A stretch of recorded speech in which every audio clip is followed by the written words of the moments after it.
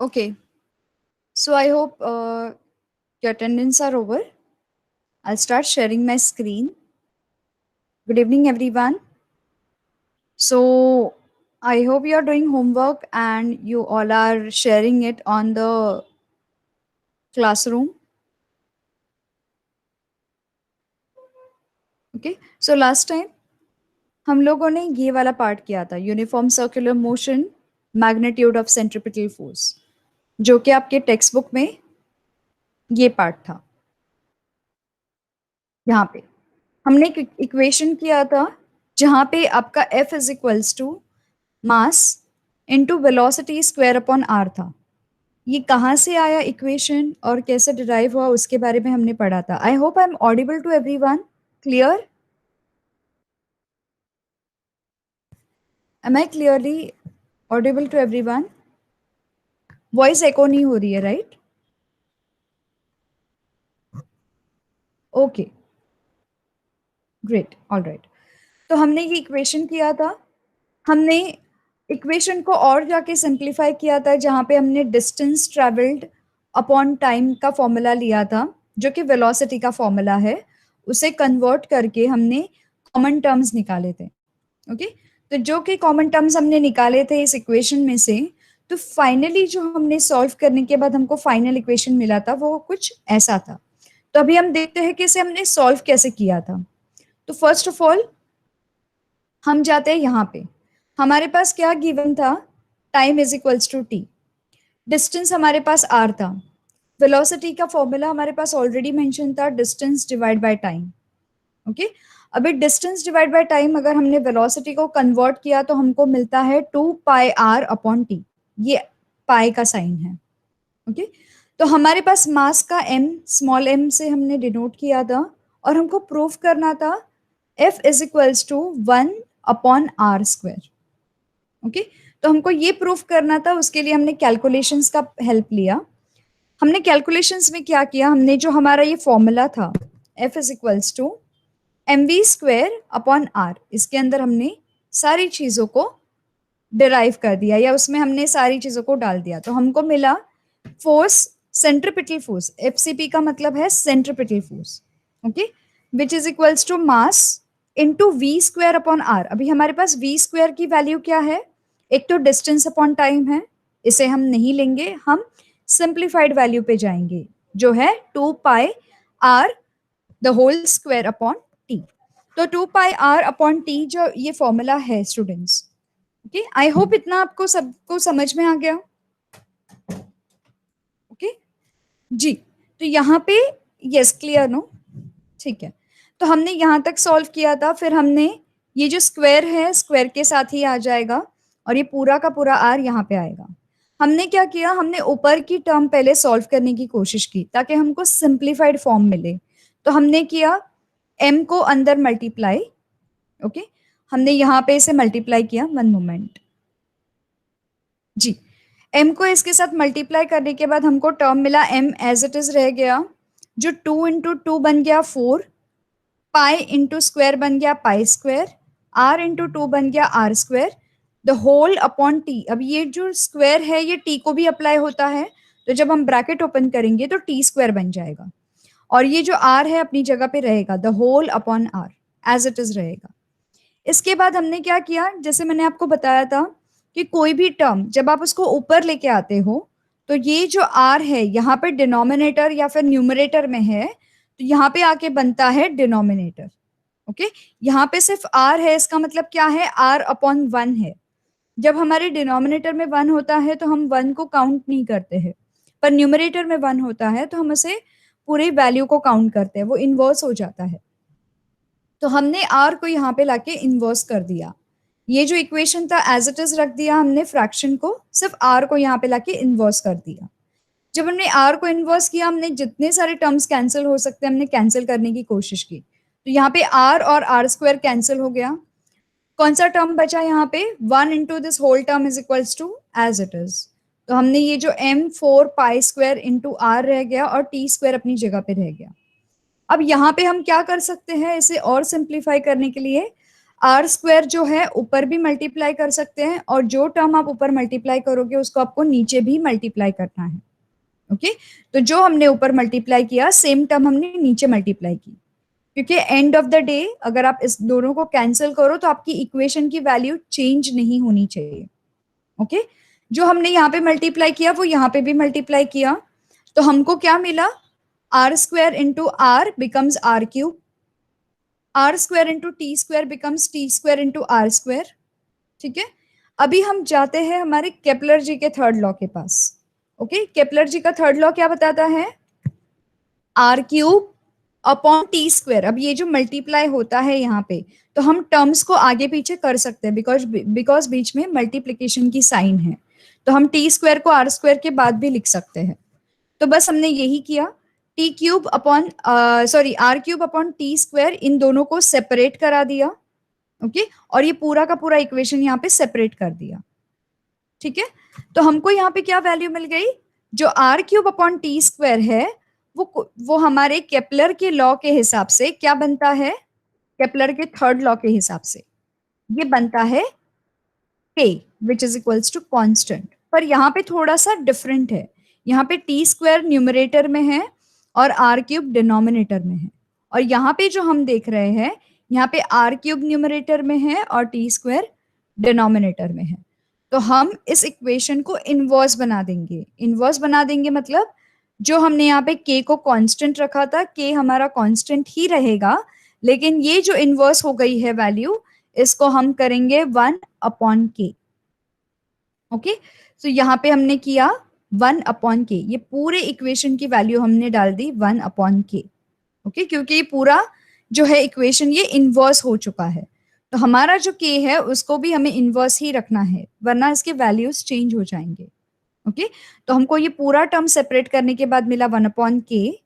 Okay, हमको 1/k मिलने के बाद ओके आप क्या करोगे, m 4 पाई स्क्वायर और इन k को सबको सेपरेट करोगे। ओके, क्यों सेपरेट करोगे, I will tell you why. और हम 1/r स्क्वायर को सेपरेट कर देंगे, तो हमने वही किया, 1 को एक तरफ लाया, r स्क्वायर को अपनी जगह पे रखा और इन सारी वैल्यूज को एक तरफ किया। क्यों किया, क्योंकि ये जो 4m पाई स्क्वायर और ये जो k है ये सारे कांस्टेंट है, इनकी वैल्यू कभी भी चेंज नहीं होगी, भले कितने भी बड़ा मास रहेगा, डिस्टेंस रहेगा, वेलोसिटी रहेगा, टाइम रहेगा, ये जो इक्वेशन है इसकी वैल्यू सेम रहेगी। ये वैल्यू सेम क्यों रहेगी, ये हमको आगे काम आएगी। ओके, तो इन सबको हम बोलते हैं constant. k is Kepler's constant, pi is आपका सर्कमफेरेंस जहां पे आपकी ऑर्बिट आपका प्लैनेट घूमता है, m is mass of that particular planet, mass कभी भी चेंज नहीं होता है, and 4 is a numerical constant. तो ये सारे कांस्टेंट टर्म को हमने एक तरफ डाल दिया और उसको हमने मेंशन किया कांस्टेंट। नाउ जब भी हम कांस्टेंट मेंशन करते हैं तो यहाँ पे आपकी इक्वल टू की साइन चेंज होके प्रोपोर्शनलिटी में बदल जाती है। ओके, जैसे हमने प्रोपोर्शनलिटी साइन को बदलने के लिए इक्वल टू डाला था और कांस्टेंट को हटा दिया था, वैसे ही कांस्टेंट को जब हमने डाल दिया यहाँ पे तो दोबारा से आपकी इक्वल टू की साइन चेंज होके प्रोपोर्शनलिटी में बदल जाएगी। हमारी एफसीपी ऐसे ही रहेगी, that is centripetal force, 1/r square अपनी जगह पे रहेगा, सिर्फ ये इक्वल टू की साइन है वो आपकी प्रोपोर्शनलिटी में बदल जाएगी और हमको मिलेगा कांस्टेंट। ये कांस्टेंट जो है ये प्रोपोर्शनल हो जाएगा। So hence now we have proved f is directly proportional to 1/r। Okay, यहां तक किसी को कोई डाउट है students? Everyone clear with this? I hope understood, easy to understand. Okay, तो हमने ये जो इक्वेशन था यहाँ पे, जो कि ये वाला जो आगे जाके सिंप्लीफाई करना था वो हमने यहाँ पे देख लिया है। ठीक है, thus Newton concluded that the centripetal force, which is the force acting on the planet and is responsible for its circular motion, must be inversely proportional to the square of the distance between the planet and the sun. Okay, Newton identified this force with the force of gravity and hence postulated the inverse square law of gravitation. तो इस law को हम बोलते हैं inverse square law. Okay, the gravitational force is much weaker than other forces in the nature, but it controls the universe and decides its future. भले ही gravitational force कितना भी week हो, ओके, ये वो फोर्स है जो हमारे बाकी के फोर्सेस और नेचर को डिसाइड करता है. ठीक है, this is possible because of the huge masses of the planets, stars and other constituents of the universe.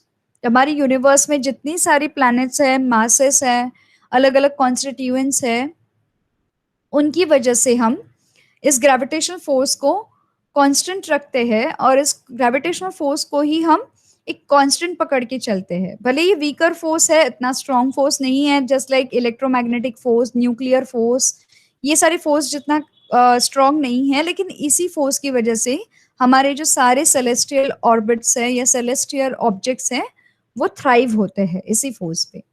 I hope यहाँ तक कि आप सभी को क्लियर हुआ है. किसी को कोई डाउट है यहाँ तक students? This part is easy to understand. Yes, everyone, I want response from everyone. सबसे मुझे चाहिए रिस्पॉन्स. ओके ओके, अब हम आते हैं. आई होप आप सभी को होमवर्क करने के टाइम पे सेम आंसर मिला होगा, लाइक दैट जो अभी हमने सॉल्व किया. ओके, आई थिंक आप यहीं पे कहीं पे अटके रहोगे. आप यहाँ तक क्या समझा रहेगा आपको, यहाँ पे जाके आपका थोड़ा सा कंफ्यूजन हुआ रहेगा. अभी ये मैंने आपको क्लियर कर दिया है. तो it is inversely proportional to the square of the distance. Okay, तो हमको यहाँ पे जो अप्रूव हुआ है, इट इज के जो न्यूटन की जो लॉ है, ओके, उसकी वजह से जो ग्रेविटेशनल फोर्स वीकर है, पर हमने ये पोस्टुलेट कर दिया कि inverse square law of gravitation है, तो इसे हम बोलते हैं इनवर्स स्क्वायर लॉ. ओके, ये जो स्क्वायर को है वो इनवर्स हो जाता है. ठीक है, तो यहाँ पे हमने ये प्रूफ कर दिया. अब आते हैं हम सॉल्व्ड एग्जाम्पल्स पे. ठीक है, सॉल्व्ड एग्जाम्पल में हम सबसे पहला एग्जाम्पल देखने वाले हैं ये वाला. Mahindra and Virat are sitting at a distance of 1 metre from each other. एक दूसरे से वो 1 मीटर की दूरी पे बैठे हैं. उनके मासेस क्या है? 75 kilograms and 80 kilograms respectively. Respectively का मतलब है 75 पहला मास जो है पहले इंसान को जाएगा, दूसरा मास है वो दूसरे इंसान को जाएगा. ओके, म्हणजे ही जी पहिली व्हॅल्यू आहे ती महेंद्रला रिप्रेझेंट करणार आणि जी दुसरी व्हॅल्यू आहे ती विराटला रिप्रेझेंट करणार. ओके, आता इथे काय विचारलं आहे आपल्याला, what is the gravitational force between them. या दोघांमध्ये ग्रॅव्हिटेशनल फोर्स ऑफ अट्रॅक्शन काय आहे किंवा किती आहे. आता हे प्रूफ करण्याकरता आपल्याला काय काय व्हॅल्यू पाहिजेत. एक तर मासेस पाहिजेत त्या दोघांचे, जे आपल्याकडे ऑलरेडी गिवन फॉर्म मध्ये आहेत. त्याच्यानंतर आपल्याला ग्रॅव्हिटेशनल कॉन्स्टंट पाहिजे. ओके, जिथे पण ते बसले आहेत त्या प्लॅनेटवरचा ग्रॅव्हिटीची व्हॅल्यू पाहिजे आपल्याला. ओके, आणि त्याच्यानंतर आपण हे सगळे व्हॅल्यूज जे आहेत आपण न्यूटन लॉ मध्ये टाकणार आहोत. न्यूटन लॉ कुठला law? Newton universal law of gravitation, जो का हा आहे. ओके, त्यासाठी आपण सगळ्यात पहिले आपले गिवन मेन्शन करूया. इकडे गिवन आहे आर इज इक्वल टू 1 म्हणजे 1 मीटर. तर आर आपला 1 असणार, डिस्टन्स 1 असणार. M1 काय आहे? 75 किलोग्राम्स. M2 आहे 80 किलोग्राम्स. त्याच्यानंतर आपला ग्रॅव्हिटी कॉन्स्टंट हे कुठून आलं? मी तुम्हाला लास्ट टाइम पण सांगितलेलं, ही व्हॅल्यू जी आहे ही तुमच्या पूर्ण युनिव्हर्समध्ये सेम राहणार. ग्रॅव्हिटेशनल कॉन्स्टंट कॅपिटल जी ची जी व्हॅल्यू आहे ती तुमच्या पूर्ण युनिव्हर्समध्ये सेम राहणार. जर का तुम्हाला एक्झाम्पल मध्ये ही व्हॅल्यू दिली नाहीये तर it should be well understood. He default value असली पाहिजे. जब भी आप सम सॉल्व कर रहे हैं आपको ये ध्यान में रखना है. 6.67 इंटू 10⁻11 न्यूटन मीटर स्क्वायर पर किलोग्राम स्क्वायर, ये इसकी डिफॉल्ट वैल्यू है. उसके बाद आपके पास ये फॉर्मूला है. ये फॉर्मूला कहाँ से मिला? अगर आप टेक्स्ट बुक में जाएंगे, हमने ये फॉर्मूला यहाँ से डिराइव किया था, ये वाला फॉर्मूला. ओके, यहाँ पे हमने प्रोपोर्शनलिटी की साइन को हटा के कांस्टेंट डाला था. ओके, तो वैसे ही बस हमने यहाँ पे ये जो जी है ये वहीं से आया है. ओके, तो हमारे पास F है, F फोर्स फाइंड आउट करना है, G की वैल्यू है, हमारे पास M2 की वैल्यू है, हमारे पास R की वैल्यू है। तो हम सारी वैल्यूज को रिप्लेस करते हैं वन बाय वन। G की वैल्यू हमने डाली 6.67 इंटू 10⁻⁻11। हमने M1 की वैल्यू डाली 75, M2 की वैल्यू डाली 80 अपॉन 1 स्क्वायर। ओके, यहाँ पे अगर आप न्यूटन यूनिट नहीं लिखोगे तो भी चलेगा, क्योंकि आप यहाँ पे सॉल्व कर रहे हो। आपको न्यूटन का यूनिट कब लिखना होता है? जब आप आंसर डिराइव करते हो लास्ट में, लास्ट स्टेप में ये यूनिट की बारी आती है। ठीक है, अगर आप ये कैंसलेशंस करोगे तो आपको कैंसलेशंस कुछ इस तरह से दिखाई देंगे। ये सारा पूरा सम मैंने यहाँ पे सॉल्व किया है। आपको हमने क्या किया, यहाँ पे जितना हो सके नंबर्स को सिंप्लीफाई किया। ओके, तो पहला स्टेप क्या है नंबर को सिंप्लीफाई करने का? डेसिमल पॉइंट को हटाया जाए ताकि आपके डिविजन्स इजी हो जाए। तो हमने यहाँ पे डेसिमल पॉइंट को हटाया, कितनी प्लेस हटाया? 1 2 प्लेस। तो जब ये 2 प्लेस हटाया तो ये 1, ये 2 प्लेस हटा के यहाँ पे 10⁻, ऊपर का जो 11 है वो नीचे आया, 1 इंटू 10⁻11, यहाँ पे 100 आ गया। ओके, 1 की value as I told you कि अगर नीचे 1 स्क्वायर है तो 1 इंटू 1 बिकम्स 1, और जो न्यूमरेटर में 1 होता है उसकी वैल्यू होती है, जो डिनोमिनेटर में होता है उसकी वैल्यू नहीं होती है। ओके, तो हमने ये 1, इसकी अभी वैल्यू अभी नहीं है फिलहाल। 1 इंटू 10⁻11, पहले हमने 10⁻11 जो यहाँ पे माइनस में था उसको नीचे लाया। ओके, जो भी आपका ऊपर नंबर -11 रहेगा, अगर उसकी पावर माइनस रहेगी न्यूमरेटर में, अगर आप उसको डिनोमिनेटर में लेके जाओगे तो उसका माइनस है वो प्लस में बदल जाएगा। ऑलवेज रिमेंबर, अगर आप उसका प्लेस चेंज करते हो तो उसकी साइन भी चेंज होती है। मल्टीप्लिकेशन से डिवीजन में आता है, डिवीजन से मल्टीप्लिकेशन में जाता है, एडिशन से सब्सट्रैक्शन होता है, सब्सट्रैक्शन से एडिशन होता है। आई होप ये वाला रूल सभी को क्लियर है। Everyone students, easy to understand? अगर आप स्क्रीनशॉट लेना चाहे तो आप लेके रख सकते हैं स्क्रीनशॉट, अदरवाइज रिकॉर्डेड सेशन तो होते ही है। ओके, तो सबसे पहले हमने डेसिमल पॉइंट हटाया और जो -11 था उसको हमने प्लस में बदल दिया। तो हमने यहाँ पे क्या किया, पहले 10⁻11 लिखा। ओके, उसके साथ साथ हमने मल्टीप्लाई बाय 100 लिखा। दो प्लेसेस बढ़ाना, 1 और 2, तो 2 जीरोस नीचे आ गए और इसके बीच में से डेसिमल पॉइंट हट गया। हमको ये वाला फ्रैक्शन मिला, 667 इंटू 75 इंटू 80, 10⁻11 इंटू 100। ओके, जितने जीरोस कैंसिल हो सके कैंसिल कर दो। अब बचा यहाँ पे कितना? 11, 11 के साथ एक और जीरो जुड़ गया, बन गया 10 12, तो हमारे पास आ गया 10⁻12। ओके, ऐसे सम्स के लिए आप अपना 10 की वैल्यू बचा के रखनी है आपको। कभी भी 10 की वैल्यू आप इसको सिंप्लीफाई करके 5 के टेबल के साथ या 2 के टेबल के साथ डिवाइड करके उसको खत्म नहीं करना है। ये आपको जो है फेस वैल्यू ऊपर जाके काम आएगी इसकी पावर बताने के लिए। तो आप जितना नंबर्स को सिंप्लीफाई करोगे वो अच्छा है, टेंस की प्लेसेस को सिंप्लीफाई मत करो, सिर्फ उसकी साइन चेंज करने की कोशिश करो। ओके, तो हमने यहाँ पे 10⁻12 वैसे ही रखा।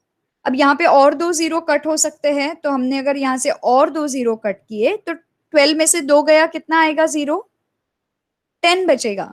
यहाँ पे बचेगा 10⁻10। तो हमने वही किया, हमने क्या किया, 4002 डिवाइड बाय 10⁻10। ओके, अब हमने 10⁻10 में डिवाइड किया। हम क्या कर सकते हैं, ये बहुत बड़ी वैल्यू लग रही है 4002 अपॉन 10⁻10। हम इसको थोड़ा और सिंप्लीफाई कर सकते हैं, जो हमने यहाँ पे प्लेस वैल्यूज चेंज किए थे। ओके, डेसिमल पॉइंट शिफ्ट किया था, हम इसको डेसिमल पॉइंट वापस दे देते हैं। ओके, हमने यहाँ पे अभी 1 2 3 डेसिमल पॉइंट इनको वापस दिए, तो 10 में से 3 प्लेसेस गया, कितना बचा? 7, तो बचा नीचे 10⁻7, और यहाँ पे इसको अपना डेसिमल पॉइंट वापस मिल गया। ओके, हमने डेसिमल पॉइंट के साथ बना लिया। अब इस नंबर को ऊपर लेके जाने की बारी आ गई। तो हमने क्या किया, 10⁻7 को यहाँ पे जब मल्टीप्लाई किया तो ये प्लस की पावर ऊपर जाते ही माइनस बनेगी, तो ये रहा आपका answer. Students, easy to understand? सभी को ये वर्ड प्रॉब्लम समझा? एवरीवन? किसी को ये वर्ड प्रॉब्लम में कोई एक्सप्लेनेशन चाहिए? यस स्टूडेंट्स, रिपीटेशन नहीं चाहिए, आई होप सो। सारे स्टेप्स मैंने आपको क्लियर कर दिए और मुझे सारे स्टूडेंट्स से रिस्पॉन्स चाहिए। सिर्फ 3-4 स्टूडेंट्स रिस्पॉन्स नहीं देंगे, सारे स्टूडेंट्स से रिस्पॉन्स चाहिए मुझे। ओके, तो ये हमने यहाँ की प्लेस वैल्यू चेंज करके टर्म को सिंप्लीफाई करके हमारा आंसर आ गया।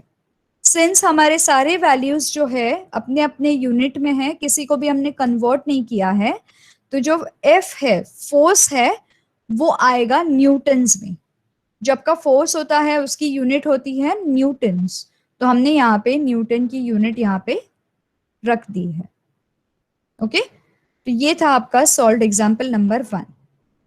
हम अभी चलते हैं सॉल्व्ड एग्जाम्पल नंबर 2 पे। शैल वी गो?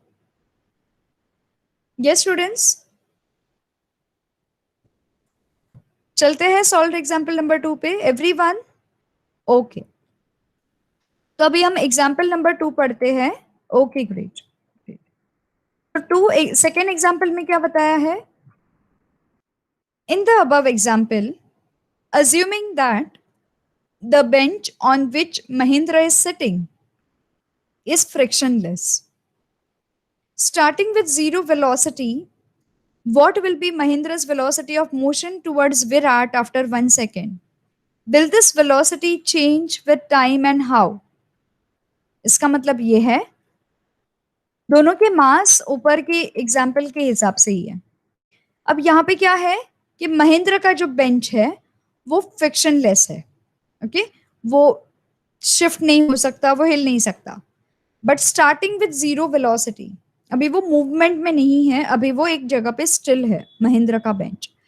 अगर यहाँ से जीरो वेलोसिटी या जीरो स्पीड से स्टार्ट करे, ठीक है, तो what will be the Mahendra's velocity of motion towards Virat after 1 second? अगर महेंद्र अपनी जगह से विराट की जगह पे शिफ्ट हो, ओके, 1 सेकेंड के अंदर या 1 सेकेंड में, तो उसकी वेलोसिटी कितनी होगी?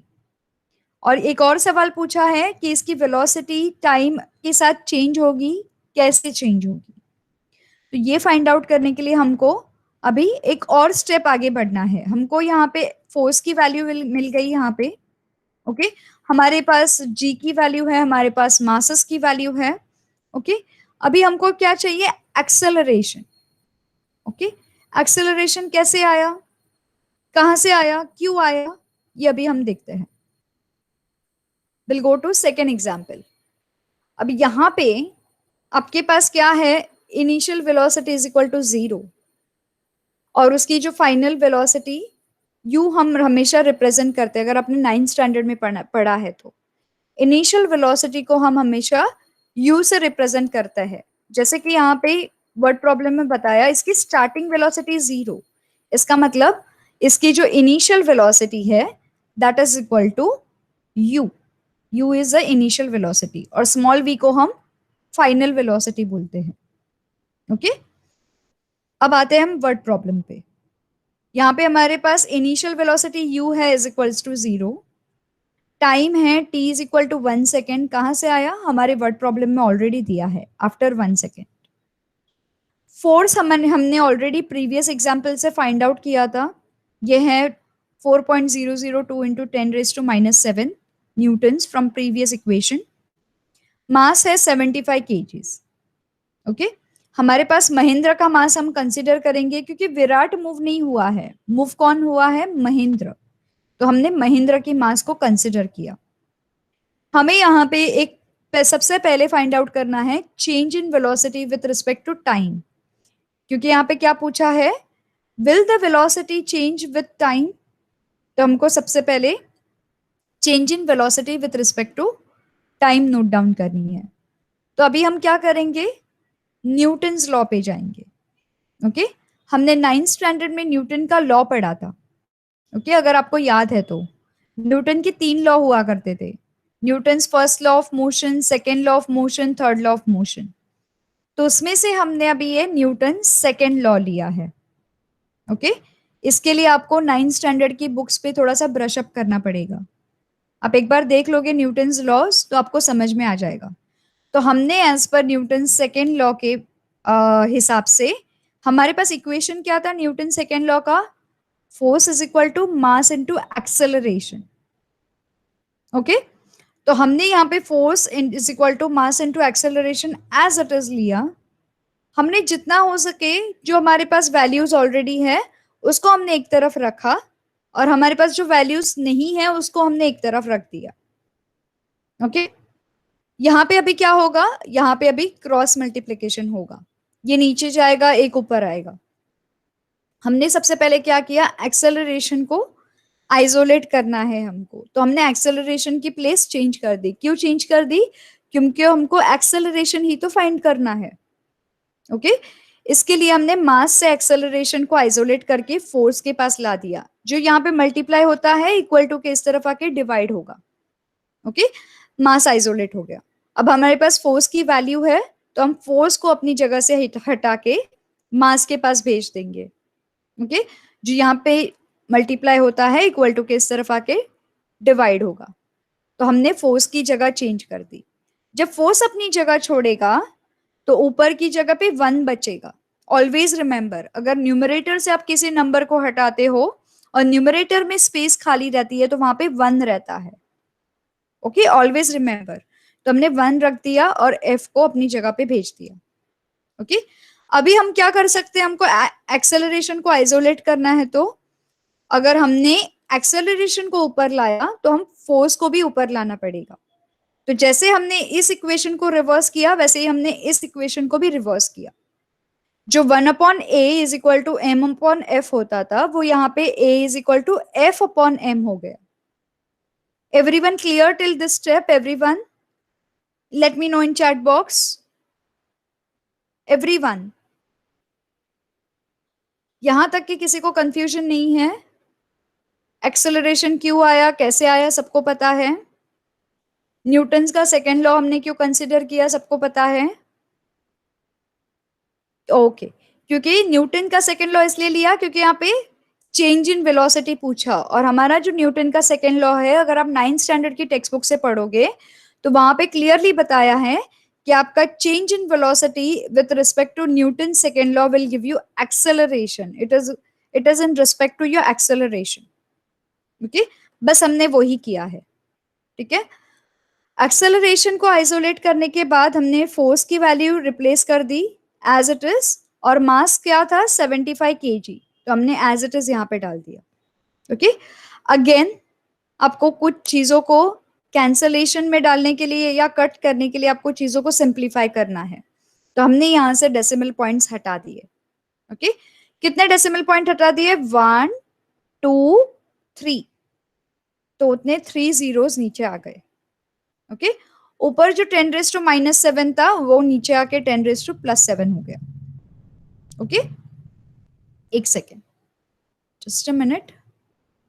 आई होप यहां तक के सभी को क्लियर है स्टूडेंट्स? किसी को कोई डाउट नहीं है यहाँ पे? One moment, I just share again. Okay, कोई भी स्टेप में डाउट है तो मुझे अभी बता दीजिए।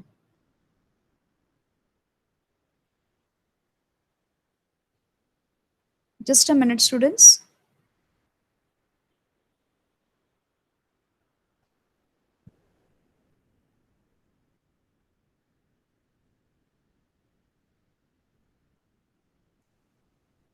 One moment, I share my screen just.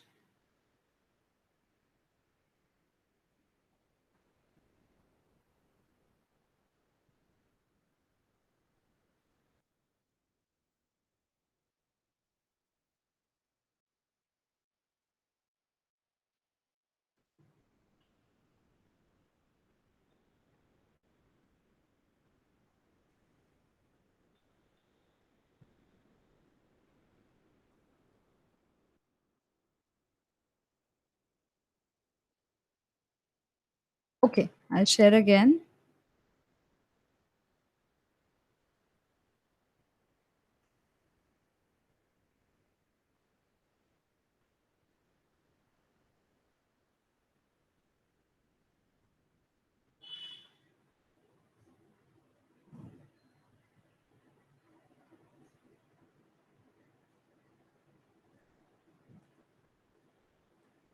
क्या आपको मेरी स्क्रीन दिखाई दे रही है सभी को? Everyone visible? Okay okay okay fine. तो अभी यहाँ पे हमने क्या किया है? Okay great. हमने यहाँ पे डेसिमल पॉइंट्स हटा दिए, 1 2 3 4, यहाँ पे सारी चीजों को सिंप्लीफाई किया। अब जितना हो सके हम 5 के टेबल के साथ इसको डिवाइड करेंगे। तो अगर आप 75 को डिवाइड करेंगे, ओके, या फिर आप 5 के टेबल से डिवाइड करना स्टार्ट करते हैं या 2 के टेबल से डिवाइड करना स्टार्ट करते हैं, तो आपको अल्टीमेटली ये वैल्यू मिलेगी 5336। ओके, ये वैल्यू मिलने के बाद आपको सबसे पहले इसका डेसिमल पॉइंट हटाना है। अब जब 7 के पास 3 जीरोस आ गए तो ये पूरा 10 बन गया नीचे। ओके, तो ये पूरा का पूरा ऐड हो गया, टेंस का पूरा हमने सेट बना दिया। 75 को हमने इससे डिवाइड किया तो हमको ये वैल्यू मिल गई, 53.36 मिल गई वैल्यू। आप डिवाइड करके देख सकते हैं। ठीक है, अब हमने क्या किया, एक और डेसिमल प्लेस को हटा दी, इसका मतलब यहाँ पे एक और स्पेस से मूव कर दिया। तो यहां से एक जीरो हट गया क्योंकि हमने जीरो को डेसिमल प्लेस को शिफ्ट करने में यूटिलाइज कर दिया। जब हमने यूटिलाइज किया तो हमको वैल्यू मिल गई 5.336 इंटू 10⁻⁻⁹ -9 क्यों आया? क्योंकि हमने यहाँ से एक जीरो यूज किया था, 9 जीरोस बच गए थे, और ये जो नीचे प्लस होता है वो ऊपर जाके माइनस होता है। ओके, और आपका जो एक्सेलरेशन है उसका यूनिट हमेशा रहेगा मीटर पर सेकेंड स्क्वायर। ओके, यहाँ पे आपके टाइम की वैल्यू है 1 सेकेंड, सेकेंड्स के साथ मैच हो रहा है। ओके, और आपका जो एक्सेलरेशन का मीटर जो है इन सारे यूनिट्स के साथ मैच हो रहा है, तो आपका यूनिट आएगा यहाँ पे मीटर पर सेकेंड स्क्वायर, और ये आपकी एक्सेलरेशन की वैल्यू है। पर अभी तक यहाँ पे आपका इक्वेशन खत्म होता नहीं है। यहाँ पे क्या सवाल पूछा है? Change in velocity with respect to time find out करनी है।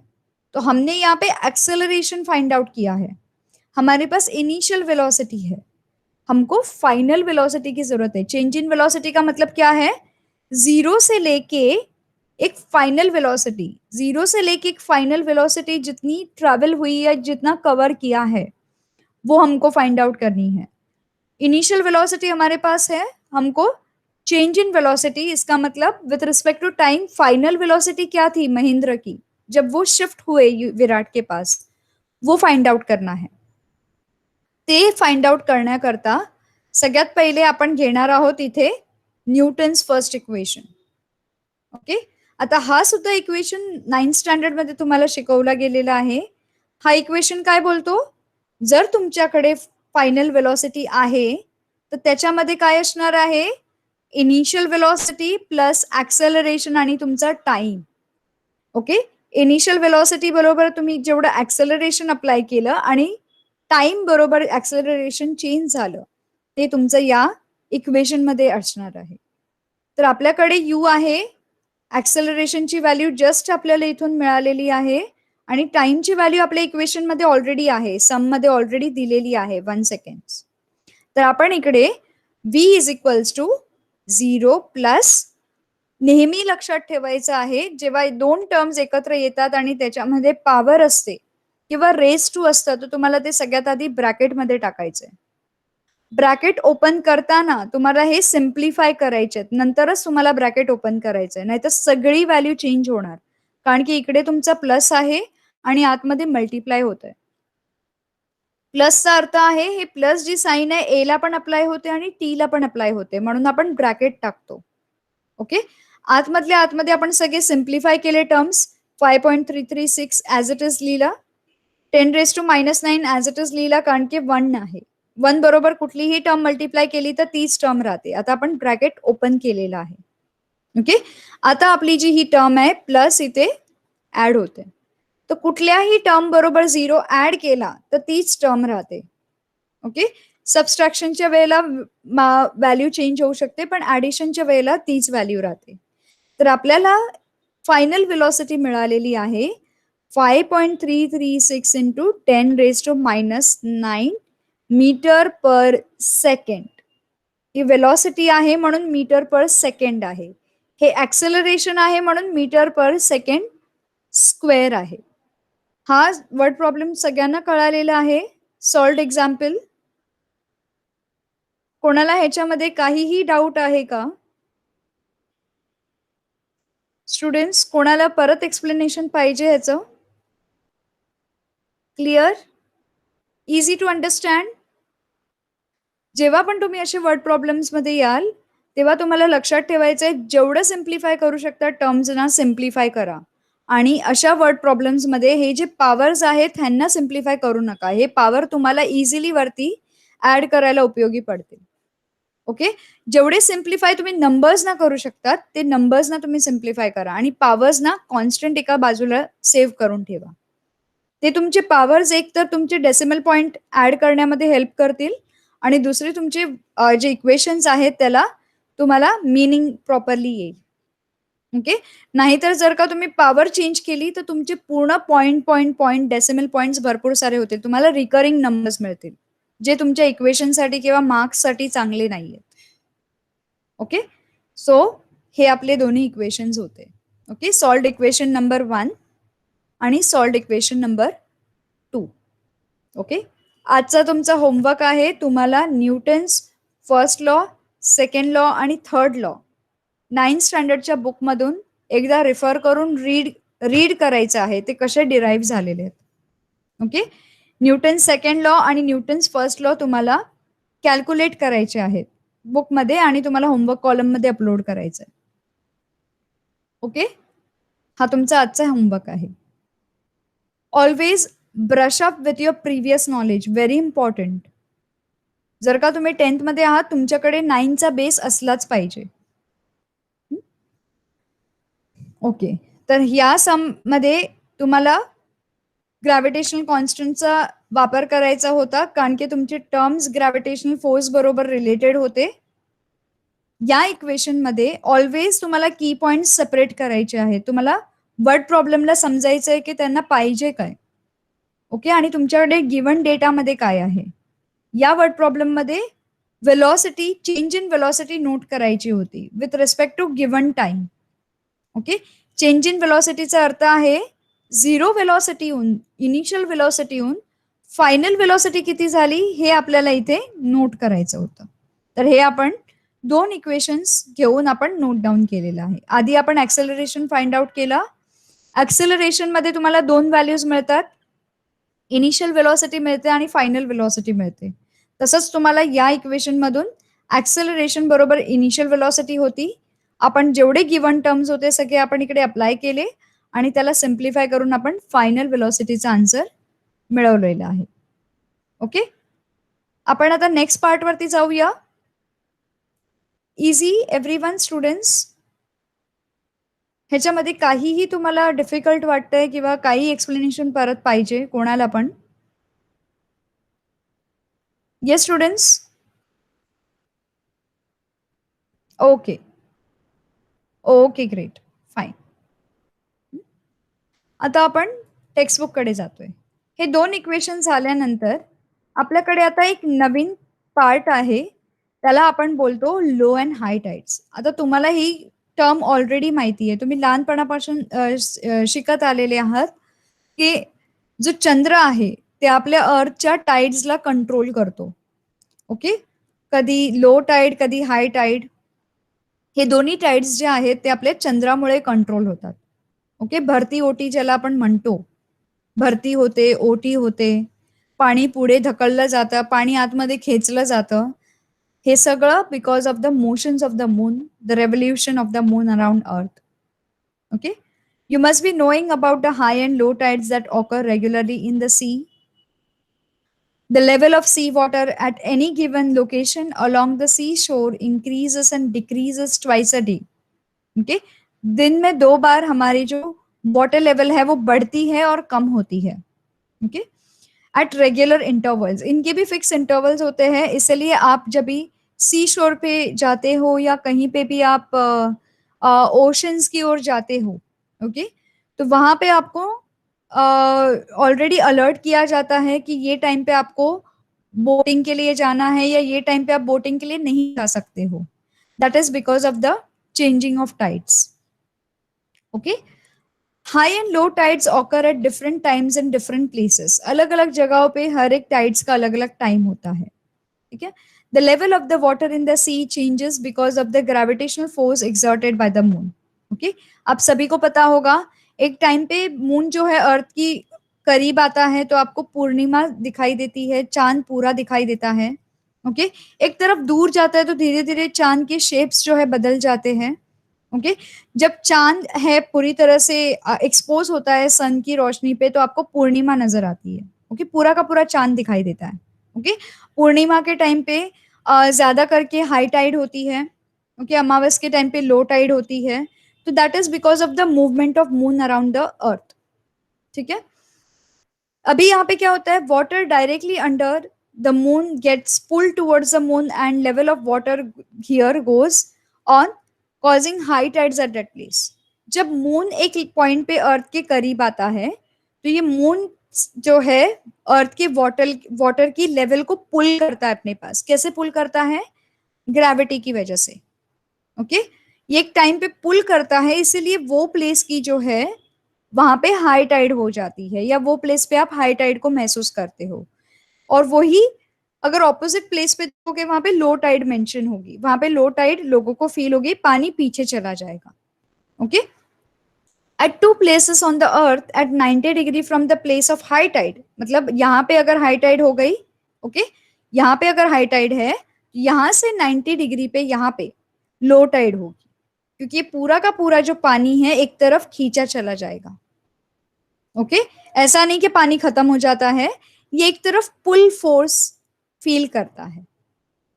ओके, यहाँ पे at two places at the earth at 90 degree from the places of high tide the level of water is minimum and low tide occurs here as shown in the figure. तो अगर यहाँ पे आप देख पा रहे हो, यहाँ पे लो टाइड है, यहाँ पे हाई टाइड है, ये जो पानी है यहाँ पे पुल हो रहा है मून की तरफ, यहाँ से ये पानी की लेवल जो है वो कम हुए जा रही है। Okay, so this is how moon is affecting the tides on the अर्थ। इसी तरह से मून के मूवमेंट से हमारे अर्थ पे जो है अलग अलग टाइडल मूवमेंट होते हैं। आई होप ये पार्ट सभी को क्लियर है। यस स्टूडेंट्स, किसी को डाउट है इधर? Yes, I hope no doubt, clear. Okay, okay, तो यहाँ पे हम अभी पढ़ने वाले अर्थ ग्रेविटेशनल फोर्स। ये जो अर्थ की ग्रेविटेशनल फोर्स है, ओके, यहाँ पे अलग अलग चीजों की अलग अलग वेलोसिटी, अलग अलग मास की अलग अलग वेलोसिटी कैलकुलेट कराती है। मास के ऊपर डिपेंड होता है कि कितना फास्ट वो अर्थ के सेंटर की ओर जाएगा और कितना स्लो वो अर्थ की सेंटर की ओर आएगा। अगर आप स्टोन को हवा में रिलीज करके देखोगे, अगर आप फेदर को दूसरी जगह पे रिलीज करके देखोगे, तो फेदर जो है, जिसे हम बर्ड का कोई फेदर हो, कोई भी फेदर हो, ओके, जो पंख असतो, पीस असतो, त्याला आपण असं सोडला आणि स्टोनला सोडला दुसरीकडनं, तर स्टोन आहे तुमचा लगेच फॉल होणार, फेदर स्लोली फॉल होणार, कारण की त्याचा तेवढा मास नाहीये। ओके, त्याचं तेवढं वजन नाहीये। Will the velocity of stone thrown vertically upwards remains a constant or it will change with the time? How will it change? Why doesn't the stone move up all the time? Why does it fall down after reaching at a certain height and what does the maximum height depend on? Okay? यहाँ पे ये बताया गया है कि अगर आपने किसी स्टोन को ओके हवे में फेंक दिया, फॉर एग्जाम्पल आप यहाँ पे खड़े हो, ठीक है, यहाँ पे खड़े होने के बाद आप एक जगह से स्टोन को रिलीज करते हो एयर में। ओके, एक पॉइंट ऑफ टाइम आके ये जो स्टोन है स्टिल हो जाएगा, एक सेकेंड के लिए, फ्रैक्शन ऑफ सेकेंड्स के लिए एक जगह पे रुक जाएगा और उसके बाद अल्टीमेटली वो नीचे गिरेगा वापस से। ओके, क्या आप सभी ने सोचा है ऐसा क्यों होता है? ओके, ये जो स्टोन है ऊपर ही क्यों नहीं रहता, लेकिन ये थोड़ी देर के बाद नीचे भी आ जाता है, और उसको कितना टाइम लगता है? जितना टाइम फॉर एग्जाम्पल यहाँ पे 10 सेकेंड्स लगे थे ऊपर जाने के लिए, उतने ही टाइम लगेंगे नीचे आने के लिए। 10 सेकेंड्स ऊपर जाने के लिए लगे थे, उतना ही टाइम लगेगा नीचे आने के लिए। यस और no students, please write in chat box. और उतना टाइम क्यों नहीं लगेगा, उसका रीजन भी चाहिए। लगेगा तो क्यों लगेगा, नहीं लगेगा तो क्यों नहीं लगेगा? क्यों नहीं लगेगा स्टूडेंट्स? यस द्विजेश, क्या रीजन हो सकता है? 10 सेकेंड्स ऊपर जाने के लिए लगे थे स्टोन को, अब नीचे आने के लिए उसको 10 सेकेंड्स क्यों नहीं लगेंगे? Yes,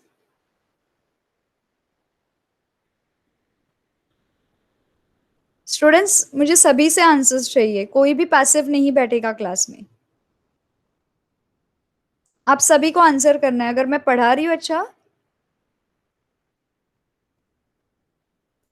okay. और ओके, विजेश ने कहा कि जब आप स्टोन को थ्रो करते हैं तो उसकी स्पीड स्लो हो जाती है ऊपर जाते वक्त, क्योंकि उसकी वेट की वजह से। Very good, correct. लेकिन अब नीचे आने के टाइम पे क्या, अब क्या होगा नीचे आने के टाइम पे? नीचे आने के टाइम पे वेट भी उतना ही है, फिर क्या होगा?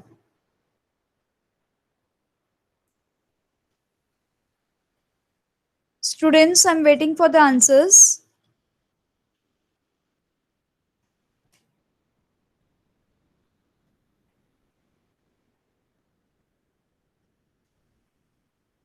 Yes students.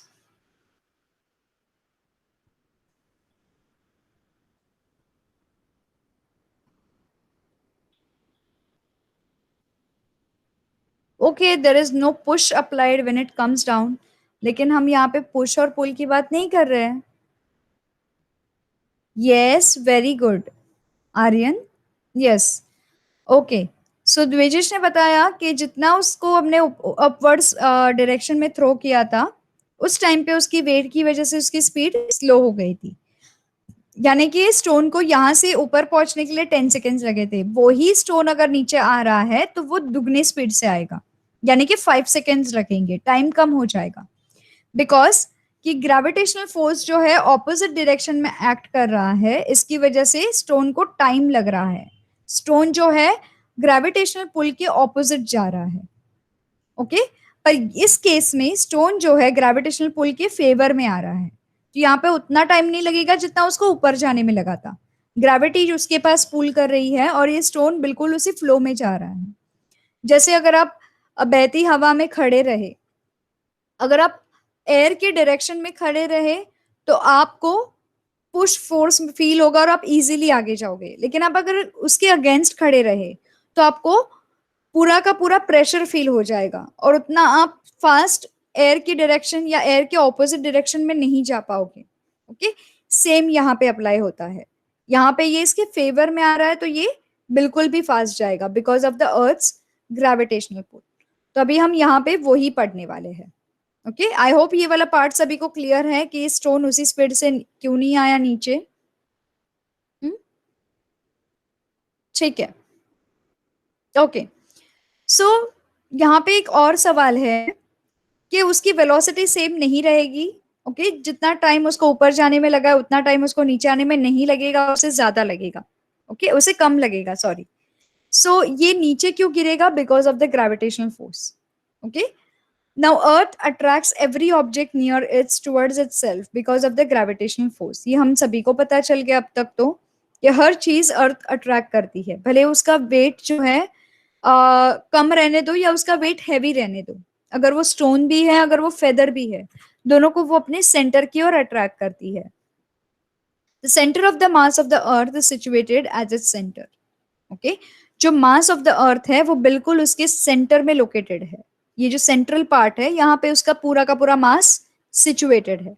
इसका मतलब ये नहीं कि बाकी के हिस्सों में मास नहीं है, बाकी के हिस्सों में मास है, लेकिन ये जो सेंटर लोकेटेड मास है जो यहाँ पे फोर्स पूरा का पूरा जमा करती है, जो कोर बोलते हैं हम अर्थ को, ठीक है, ये सारा का सारा उसकी कोर में जमा है। ठीक है, नाउ यहाँ पे क्या होगा कि okay, due to the earth is always directed toward the center of the earth, because of this force an object falls vertically downward to the earth. okay, इसी फोर्स की वजह से जो भी चीज है उस पे सेंटर में गिरती है। Similarly, when we throw stone vertically upwards, this force tries to pull it down. इसलिए जब ये हम स्टोन को ऊपर डालते हैं वर्टिकली, ओके, तो ये जो सेंटर है उसको अपनी तरफ खींचने की कोशिश करती है, लेकिन हमने ऑलरेडी स्टोन पे फोर्स लगा चुके होते हैं। ओके, तो ये जो फोर्स है ग्रेविटी के साथ स्ट्रगल करता है। अगर दोनों में से जो स्ट्रांग रहेगा वो जीतेगा।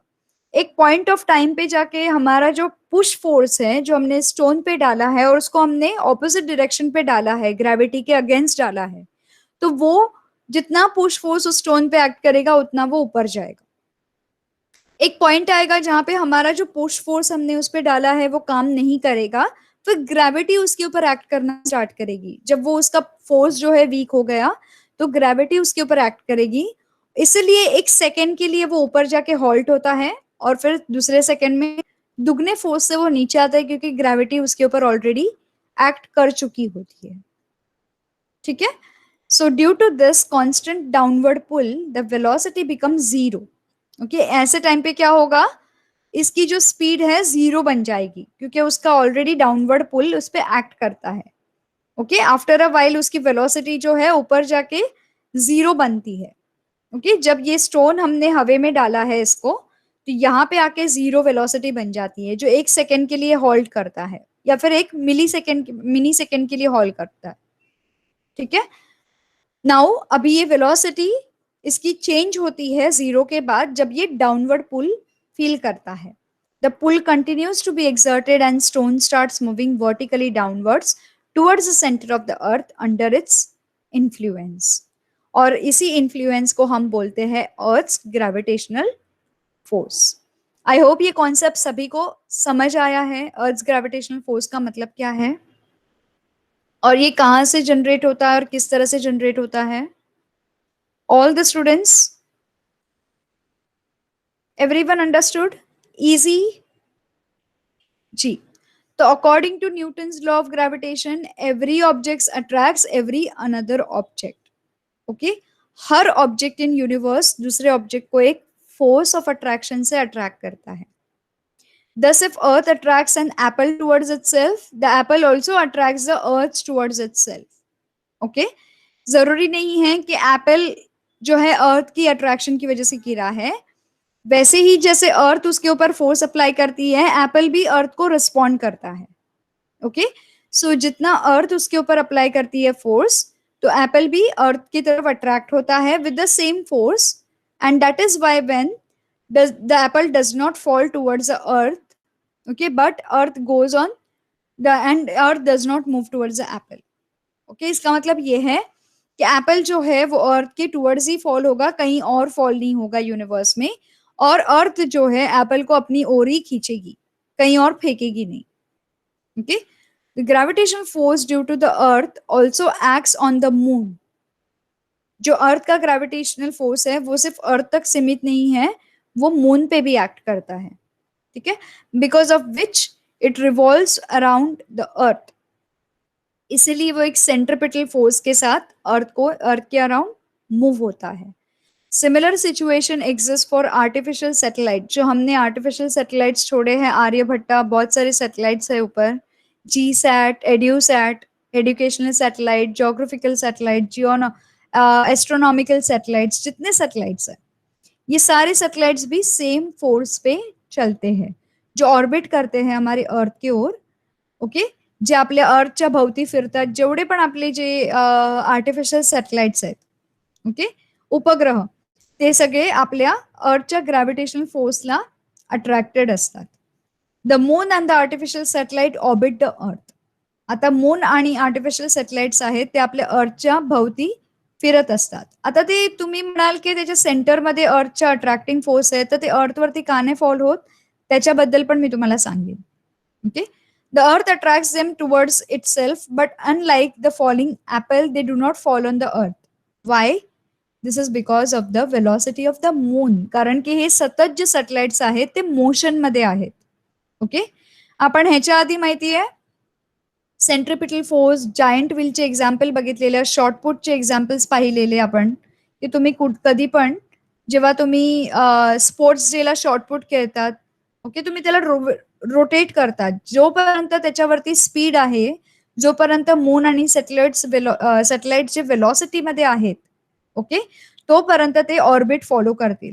ज्या वेळेला त्यांची स्पीड कमी होईल किंवा ज्या वेळेला त्यांच्यावरती ऑर्बिटिंग त्यांची स्टॉप होईल, तेव्हा ते एका पॉइंटला येऊन फॉल होते।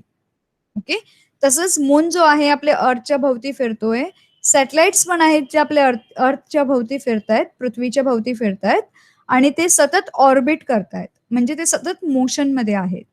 तर जे ते मोशन मध्ये आहेत ते सर्क्युलर पाथ फॉलो करतात, आणि if this velocity was not there they would have fallen on the earth.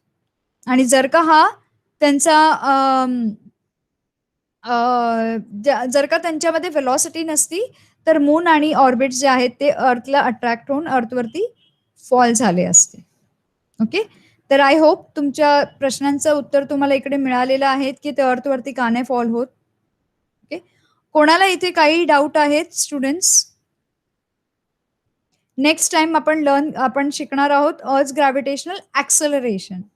Okay, आज आपण शिकलो आहोत अर्थ ग्रॅव्हिटेशनल फोर्स. जो फोर्स आहे तो आपण पाहिलेला आहे की अर्थ ग्रॅव्हिटेशनल फोर्स काय करतो, सॅटेलाइट्सला कसं ते ऑर्बिट करत ठेवतो किंवा चंद्राला पण कसं ते ऑर्बिट करत ठेवतो, जे वेगवेगळे उपग्रह आहेत त्यांना कसं ते ऑर्बिटमध्ये ठेवतो. ओके, नेक्स्ट टाइम आपण पाहणार आहोत अर्थ ग्रॅव्हिटेशनल ऍक्सलरेशन. आतापर्यंत कोणाला काही डाऊट आहे, कुठलंही रिपिटेशन पाहिजे?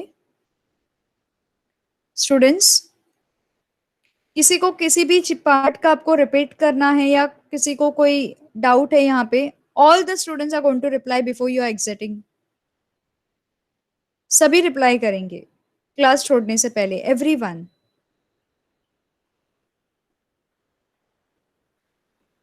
Okay, all right, no doubts, great. Okay, fine. So shall we stop here for today? क्योंकि वैसे भी टाइम अप होगा अभी. आपका होमवर्क है, आपको 9th स्टैंडर्ड की बुक से Newton's first law, second law और थर्ड लॉ एक बार रिवाइज करना है. ओके, बिना बोले आपको ये तीनों भी लॉज रिवाइज करने हैं और उसकी इक्वेशन लिख के मुझे होमवर्क में भेजना है. ओके, गूगल क्लासरूम पे आपको भेजना है मुझे होमवर्क पे तीनों भी इक्वेशंस, फर्स्ट लॉ का, सेकेंड लॉ का और थर्ड लॉ का. Okay, so let us stop for today.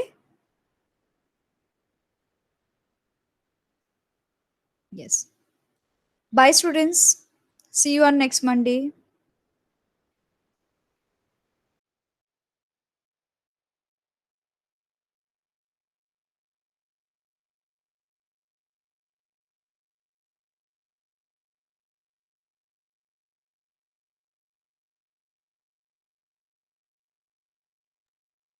Students, you all may leave.